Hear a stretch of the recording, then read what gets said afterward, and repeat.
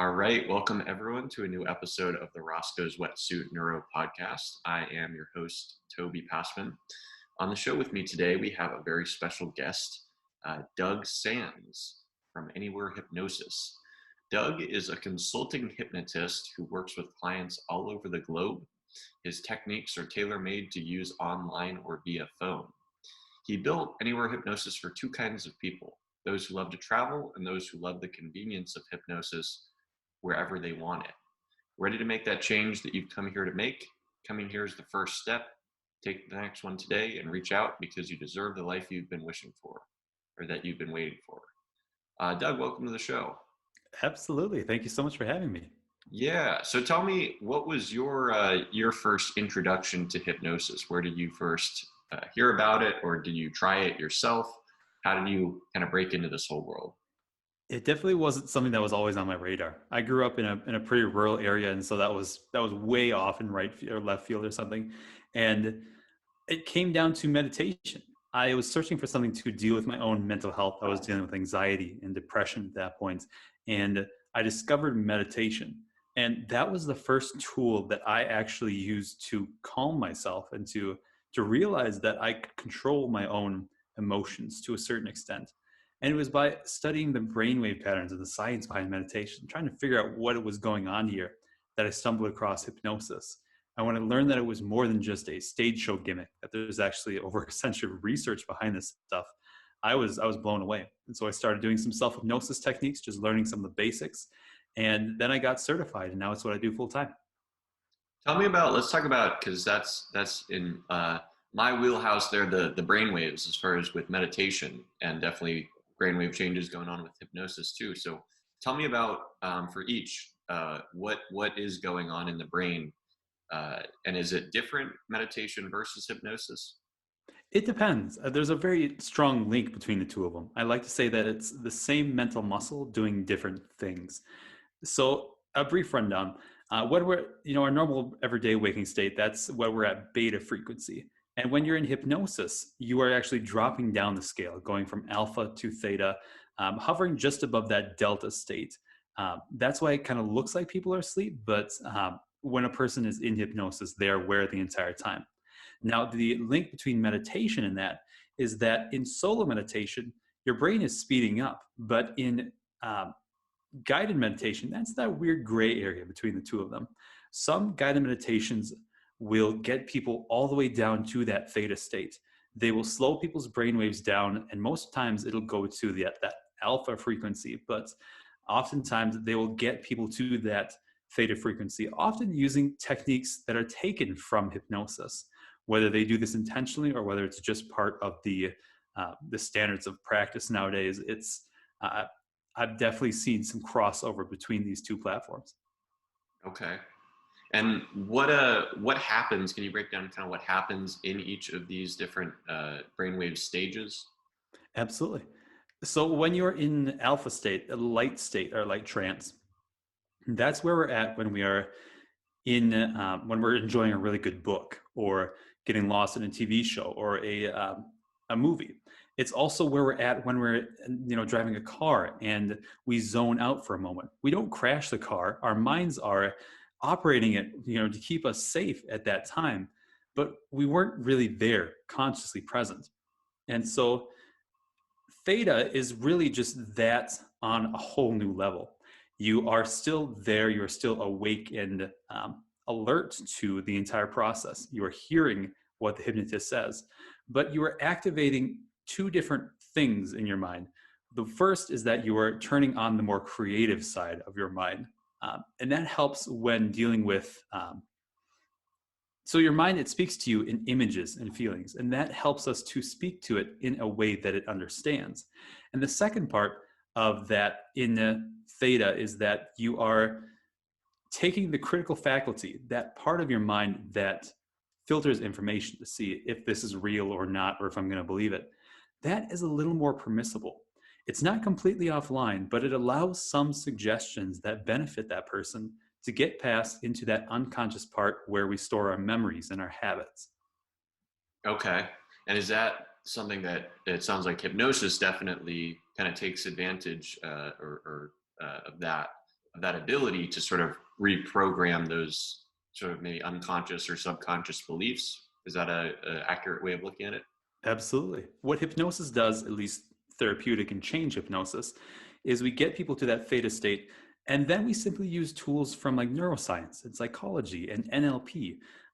The hypnosis is just smoothing the path essentially to using these tools that you can use in a waking state. It's just more effective in hypnosis. Okay. And so tell me about with your experience doing hypnosis with clients. Does it change a lot, like person to person, as far as and how do you approach kind of figuring out how to or which suggestions maybe to give people, or is it more of directing people to kind of find the answers within themselves? Because I've had a couple hypnotists, a hypnotherapist previously on the show, who kind of from my understanding, they were kind of explaining that there's a popular kind of misconception that it's the hypnotist kind of delivering these, secretive, suggestions. Whereas what they told me was that they really are kind of asking people to they're kind of finding the answers within themselves.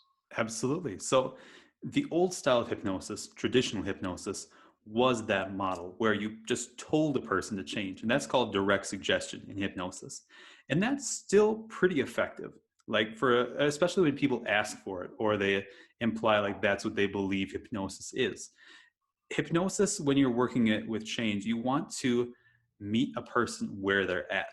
If a person has certain ideas about what hypnosis is, as long as they're not completely out of left field, you can work with those because that's their model of the world.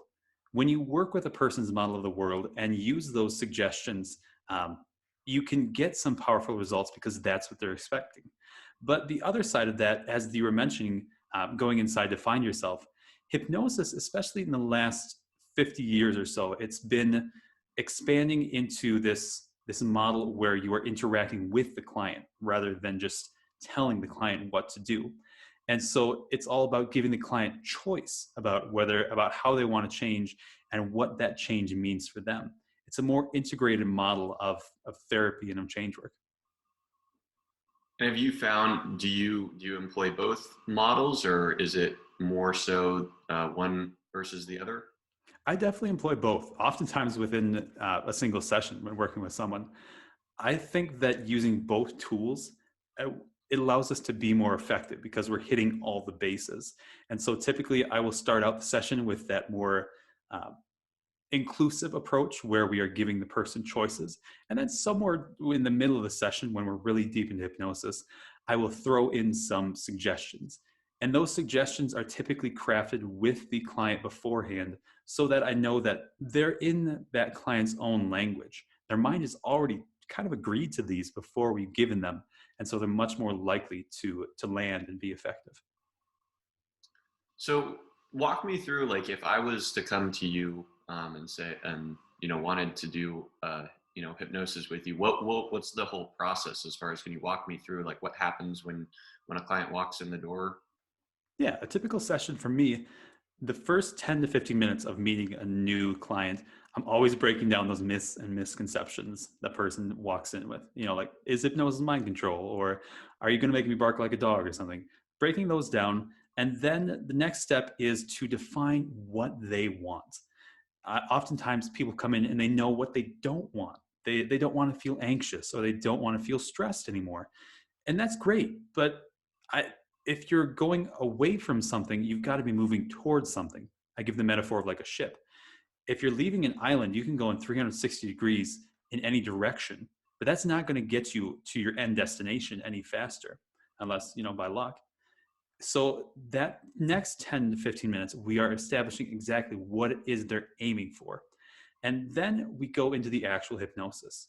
We go into the induction, and that's typically 10 to 15 minutes where we're bringing people into that theta state using language patterns, using body motion things like kinesthetic arm drops and things like that, to just help slow that person's brainwaves down to that theta state that they've already probably experienced before. And then the bulk of the session is where we are using those tools from psychology, like visualization and tools from neuroscience and NLP to make that change happen. And then the middle, as I mentioned, I might give some direct suggestion. And then the very end of that middle section, I want to make sure the changes are actually installed. A lot of hypnotists, they will give these suggestions, but they will not actually cement them in and they'll essentially give the brain, the person's brain, the tools to use them, but they don't have the instructions on how to use them. And so we give them the instructions and then we bring them back out, basically reversing the induction. And then we've got about 10 minutes left. Oftentimes I am bringing or putting people back into a secondary hypnosis session to future pace them, to look at how that change is going to last into different events in the future, to make sure that it's not just they're feeling good in the moment, that that change has actually happened. And that's the bulk of, or I should say, the outline of a typical first session. Okay. And it reminds me of something talked about in a meditation, a neuroscience of meditation book that I'm forgetting the name of, but basically talking about like state changes versus trait changes, and how, meditating one time, might slightly, change your state, but it's not going to change traits, trait changes being something that takes, a lot of repetition and practice. And it kind of sounds like what you're talking about there with hypnosis, being able to, the goal kind of being able for the client to be able to take that, whatever was sort of gained or learned in a hypnosis session, and actually be able to apply that in life. Absolutely. And to map it across to different parts of their life. I know a lot of hypnotists who will say they can fix a problem in a single session, no matter what the problem is. And that's great. Like, you can do some powerful changes in a single session, but to make sure that change has actually effectively changed their life and that it has mapped across to different areas of their life that they might want it to, I typically recommend like 3 to 5 sessions. And so I'm finding, as you said, like that first session, sometimes people, I should say most of the times people will walk out, but sometimes, they're feeling great and it's just in that moment. And then after they go home, they're noticing that, this isn't quite as perfect as I thought it was. Like, we've made some big changes, but there's still more to work on. And so it's definitely about making that change more so than just for that day. Awesome. Tell me about what have been some of, like, can you give me like sort of an anecdotal story of a real powerful change that a client has experienced in working with you? Absolutely. And working with sensitive information, I am bound by HIPAA law, so all information is changed. But I often give this story of this CEO that I was working with out of California. Let's call him Bill or something. Bill was a mountain biker. He had been so most of his life, and he loved the thrill of it. And he came to me because he was having fear of getting back on the bike. He had gone over the handlebars. He'd hit a rock and had an accident. And it was phobic level at that point, because he would start to shake when he like touched the handlebars. And so we went into hypnosis, and it was very clear from the moment we really dived into it that there was something beyond this over the handlebars experience. And so Bill and I went back to an earlier memory that he actually covered up. His mind was trying to protect him by just forgetting about this thing entirely. But it was a moment in his early childhood where he was riding a bike for one of the first times, and his training wheel fell off. And he had that moment of terror of tipping over, having no control, and falling on the ground. And as we worked with that memory, we were able to remove all of the coping mechanisms that his brain had naturally built up onto that. And when we came out of hypnosis, I should say when he came out of hypnosis, he noticed the changes immediately. He noticed that he was no longer feeling that anxious thing that was starting to map across to other parts of his life. But he called me up a few weeks later and said that he was experiencing new confidence, not only on the bike, but also in his business.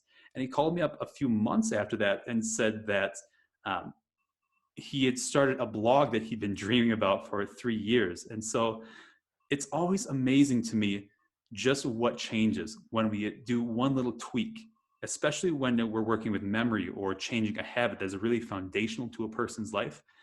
we never know what coping mechanisms are built on top of that. And when you change that foundation, everything changes. That's a really interesting story because what you mentioned as far as like the shaking, kind of a very quick uh, what a lot of people would sort of think of as sort of just an automatic like bodily response, but actually something generated by the mind. How like what were some of the underlying maybe thought patterns or belief systems that were causing him that anxiety, and then how were you able to sort of rewrite those? In Bill's case, he that fear had actually been driving motivation in his life. And he didn't realize it because his mind had blocked out that memory. But he was challenging himself by building a business and by constantly getting back on this bike that his mind was still kind of afraid of. And that moment was that moment his brain made the decision that, your initial memory was right. Like, this is a dangerous thing. You should not be doing this. And so his brain at that point was convinced that this was something terrible for him, that this was literally going to kill him. And so it was doing everything that it could to stop that. In his case, it was shaking, physical tremors in his body. And it was mapping across into other areas of his life and like his business. And that's initially what drove him to come to work with me. I think what's so cool about the brain and its coping mechanisms is that it is always doing what it believes is best for us. In Bill's case, his brain thought that giving him those shakes and giving him that intense fear, not only on the bike, but in his business, it was the best way because it was the only tool it had at that time. And so what we did in Bill's case, we essentially gave him new tools and new resources that he could use to get the message across whenever there was a dangerous situation on the mountain bike or in business, whatever it is. We gave him new tools that were more effective and more ecological for his mental well-being. Awesome. Talk to me. I want to switch gears a little bit and talk about, I mentioned in the introduction that so you do your techniques are tailor-made to use online or via phone. Tell me about, is there any difference that you found, any major difference in terms of working with a client face-to-face, like actually in person versus over the phone or Zoom? And did you transition to that like when COVID hit? So there definitely is a difference when working with a person, in the room. You can see so many more subtle cues in their body language. When I was first starting out in online hypnosis, I was having trouble because someone would be in the camera frame when we were having our pre-talk, our conversation, and then they'd lie back and I couldn't see anything, and I was just basically talking to an empty screen. But I have actually found that though in the beginning it was a challenge to get started in the online space, I found that the changes I am able to get are actually much more effective because hypnosis, it's all about trust. I mean, you're walking into a stranger's office, I guess, and you are closing your eyes. You've never met this person, and they're going to give you some suggestions that supposedly can change your brain. That's a level of trust that you've got to build with each client that walks in that door. And when a person is in their own comfortable setting, when they're in their bedroom or their living room, they are already halfway there. They are already comfortable and they're already ready to experience that change. Now, personally, I actually started it from the very beginning going online. There was this negative belief in hypnosis in the field that you couldn't really hypnotize people online or that it wasn't as effective as in-person hypnosis. And there were some other people challenging that as well.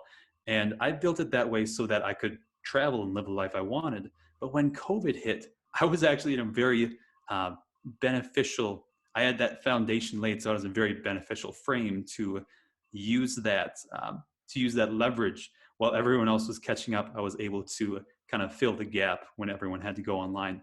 And now we're seeing the big names in hypnosis. They are also going full-time online because they're seeing not only can they get powerful results online, but they can work with so many different people around the globe on very specific issues.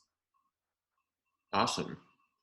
Um, Talk to me about what issues you think are kind of the most effective in terms of being able to be treated or worked on with hypnosis. Yeah, the issues are kind of surprising because most people know hypnosis for smoking cessation. And that's actually not one of its most effective uses because the person who typically signs up for the session, they're in a state ready to change. But by the time 2 or 3 weeks pass and the actual session happens, they're like, I might quit this and I already paid for it. I'll just show up and see what happens. They're not committed to that change anymore. But what is effective for hypnosis, extremely effective, is pain relief, especially chronic pain relief, whether it's fibromyalgia or other issues, because pain is a signal. And when you have chronic pain that constantly comes up again, whether it's like an old knee injury or a back injury or something, your brain has already got the message. Your brain is just receiving redundant signals now from your body, and it's actually blocking your body from receiving new pain signals that might tell of a new injury coming up. And so we're basically negotiating with the brain and saying, like, to keep yourself safe from new injury, we need you to turn down this redundant signal. And over time, I believe this has been studied for about a century or so. Pain relief is extremely common in the hypnosis field. I know there was a hypnotist out of India who actually performed surgeries on soldiers and civilians and had a better success survival rate than the ether and the other anesthetics that they were using at the time. Other things that are extremely powerful or effective in hypnosis are things like motivation, confidence, removing limiting beliefs about yourself and the world around you. Things like anxiety relief. That's a really big one in hypnosis. And also, we can work with some physical issues as well. Things like irritable bowel syndrome or skin conditions. And I'm actually working with a couple of cancer groups around the US to bring hypnosis into that setting to work with nausea related to chemotherapy and improving habits for a faster recovery. Awesome.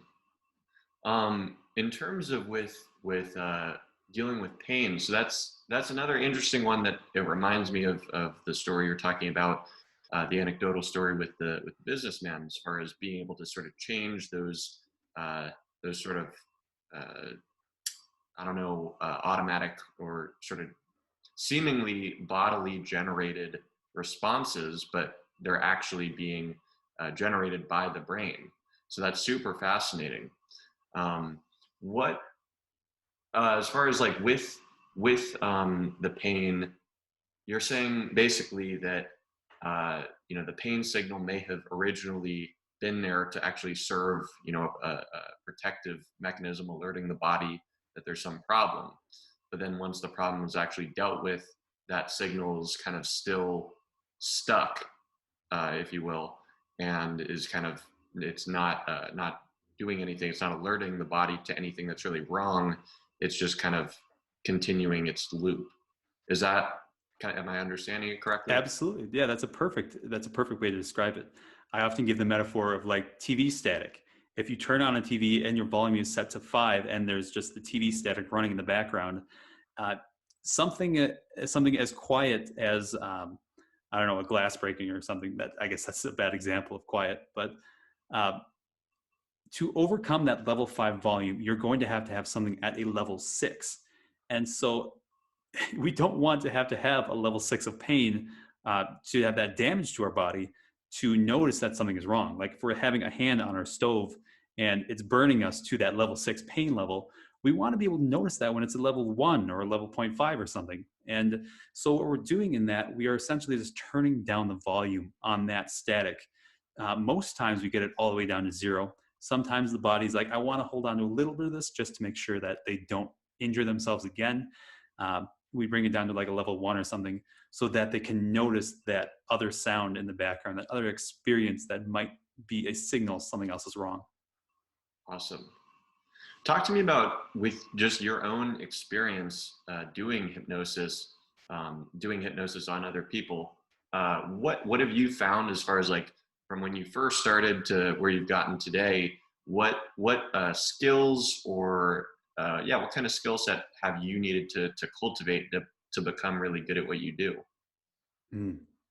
First and foremost, a hypnotist has to have confidence, as with anything, but um, hypnosis is still a very misunderstood field by the general public. And if a hypnotist comes into that session and they're not really confident and fully owning those techniques that they work with, that person is going to pick up on that, and they're not going to believe it. Either the changes are not going to be effective, or they might not come back for that second session. The second thing that I've really had to develop is that bedside manner, that caring connection with a fellow human being working with an issue. In a way, you are performing therapy, like talk therapy. I personally call myself a consulting hypnotist, because to call yourself a hypnotherapist, you have to be a licensed therapist. But um, there is that method of connecting on that talk level. And so the third thing I really had to develop was just the sheer belief that I could do it. The sheer belief that even though I am young or just starting out this business, that I can actually get people results. And I actually had someone come in about a month ago, and they were like in their 50s. And when they saw how young I was compared to him, he immediately said, how on earth can you, having what experience you've got in your life, how can you help me make this big change? And I looked him in the eye and I said, I can help you make that change because I am good at what I do. And having that confidence, and not only that, but having the experience to back it up, that made the change that we made that day so much more effective. What happens if the clients that you're working with do not have that same level of self-confidence? And I ask that question because, you're asking people, or you're working with people to try to make these kind of changes in their core beliefs and thoughts. What if people, I assume people probably come to you sometimes with these long-standing issues, and maybe they don't have complete confidence that hypnosis is going to work, or that they're going to be actually able to change the way that their brain functions. How do you deal with that? Is that like a common roadblock that you run into? It is a common roadblock because people have high expectations of hypnosis when they come in to see a hypnotist. They think it's going to be 100% effective, and it's going to be 20 minutes and it's going to be fixed forever. And hypnosis, just like anything, is not 100% effective for 100% of the people. When a person comes in and they have those doubts about just how effective it will be in their case, I typically break down the issue into its component parts. If they're coming in to see me for anxiety relief, I break it down into component steps that we can tackle. And like that first step, I know for sure like we can get some results. We can move that needle. I've found that when people come in and they've never experienced hypnosis before, oftentimes just having that first session and experiencing it and seeing how relaxing it is, for one, but for two, the results that come out of it, that is enough to get them over that hump. And then they are fully committed in the process. Okay, awesome. Anything else, Doug, that we haven't covered related to hypnosis that you think is important for listeners who are trying to understand or are interested in the field? Anything that we haven't covered? Yeah, I would just say that hypnosis has a huge history behind it. I mean, it's been with our society all the way back to the ancient Greeks. That's actually where the name hypnosis comes from the Greek god of sleep, Hypnos. But it's been studied since the late 1800s. I believe the British Medical Association approved it as a treatment modality all the way back in 1892. It's been approved by so many other organizations in the medical community. And even though here in the States, it's still catching up as a legitimate treatment modality, over in places like Europe, it is such an accepted form of practice that there are hypnotists who serve full-time on hospital boards and who work in the same hallways as doctors and nurses and pharmacists. And so I really encourage anyone who's curious about hypnosis for an issue to realize that there is so much more research than our society typically gives us about this modality. Are there any books that you recommend for people wanting to learn more about hypnosis, or any other like reading material that you'd recommend people check out? Oh, the books that I know are mostly for people trying to learn hypnosis. I guess I don't know many books about um, for the layman for hypnosis. There are a bunch of podcasts though about hypnosis. Um, One being the Brain Software podcast by Mike Mandel, another being um, the Work Smart Hypnosis by Jason Linett. And if you're curious about just what hypnosis is, that's a really great free resource to dip your toes in the water. Awesome. How about in terms of other kind of ways of modifying the brain, other tools or technologies? Do you have much interest in like neurofeedback or transcranial stimulation? Do you dip your toes in any of that research or? I haven't yet, but man, the field is wide open, especially as a hypnotist. I have I've been given that freedom, I guess, to explore things that are a little bit outside of the general norm. Like for a doctor, if he comes in and he's like, "We're going to try this thing from Tai Chi or acupressure today," your patient's going to be like, "What is that?" But a hypnotist, like that's accepted practice. And so, as I dive deeper into this career, definitely I am exploring new science-based ways to help people change. Awesome. Well, Doug, I really enjoyed having you on the show today. If people want to find out more about your work or connect with you, where would you direct them? I'd direct them to my main website, that's anywherehypnosis.com, and a great resource for anyone who wants to experience hypnosis for the first time. I've got what I call the hypnotic test drive on my website. It's just a brief hypnosis experience that builds some powerful suggestions, as we talked about, direct suggestion. They can find that at anywherehypnosis.com/test drive. Awesome. And for those listeners who enjoyed the show today, go ahead and like and subscribe to our YouTube channel, or Roscoe's Wetsuit. And you can also find the audio versions of the podcast available on Spotify, Apple Podcasts, Stitcher, and just about anywhere else that audio podcasts are available. Doug, again, thank you so much for your time today and coming on the show. Really enjoyed having you on. Absolutely. Thank you again. Absolutely.